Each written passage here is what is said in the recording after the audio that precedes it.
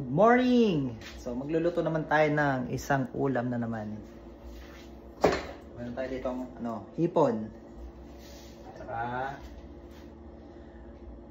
kalabasa, sitaw, tsaka lalagyan natin ng spinach. So alam niyo na kung ano lulutuin ko.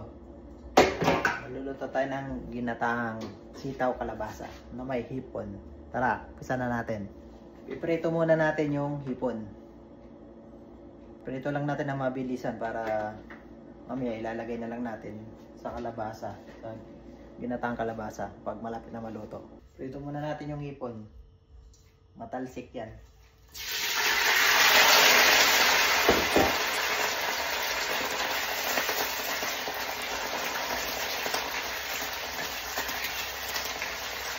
Okay na to. Pag orange na, tatabi muna natin.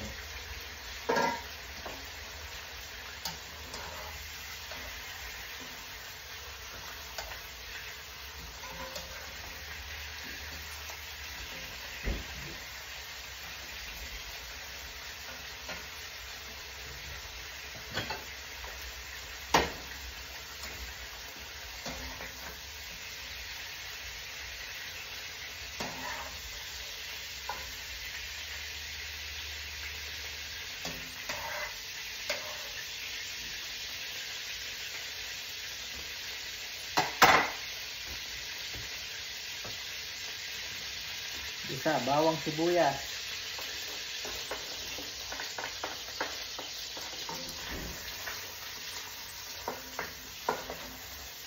Patis.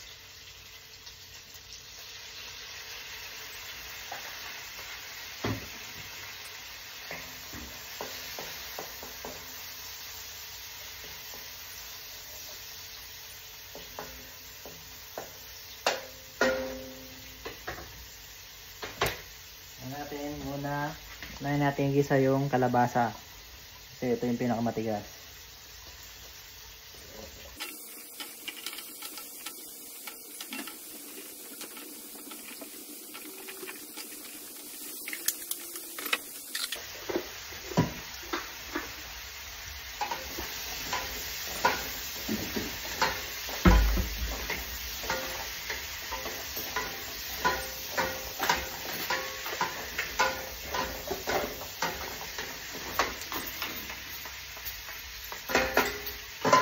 Lagyan natin ng konting tubig para palambutin. At itakpan. Pakulan lang natin ng ilang minuto.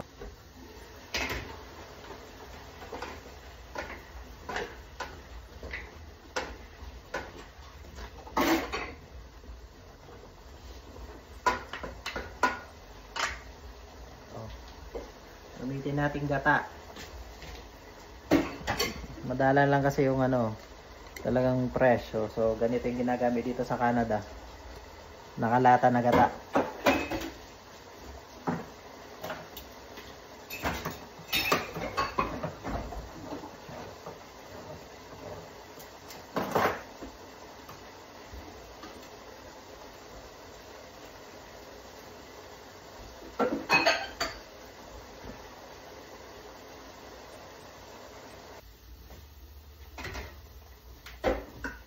Nating ilagay yung sitaw.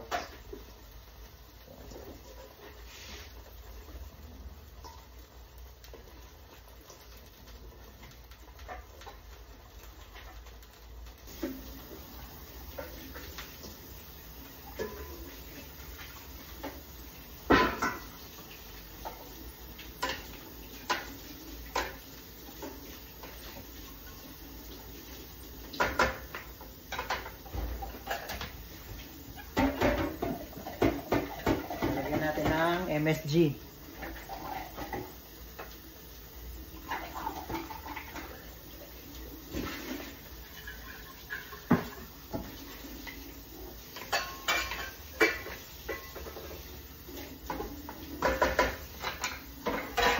Ilalagay yung gata.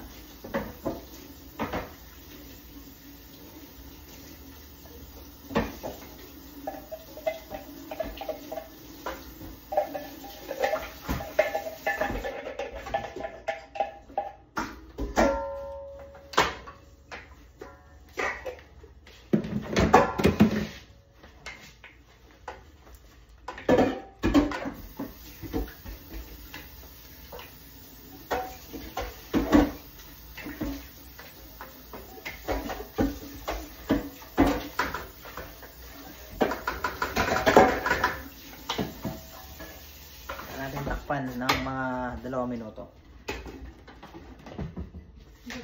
Tapos lalagyan na natin yung spinach at saka yung hipon. Tapos all goods. Ano lang kadali magluto ng ginatang kalabasa. Dadagdag tayo ng konting asin, pampaalat ng konti.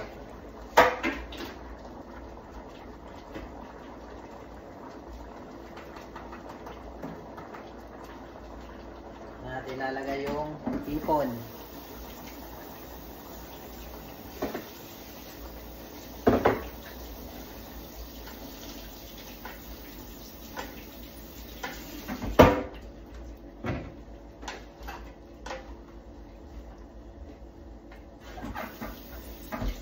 Lapit na itong maluto.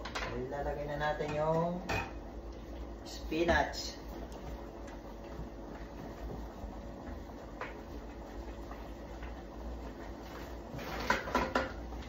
Saka lang natin takpan.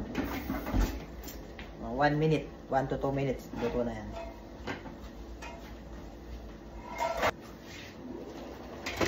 Ito na guys, luto na ang ating ginisang kalabasa. Sagata. Bigyan mo na ako daw.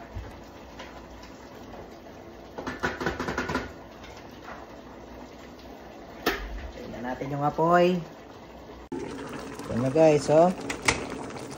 Ang ating ginataang kalabasa with hipon.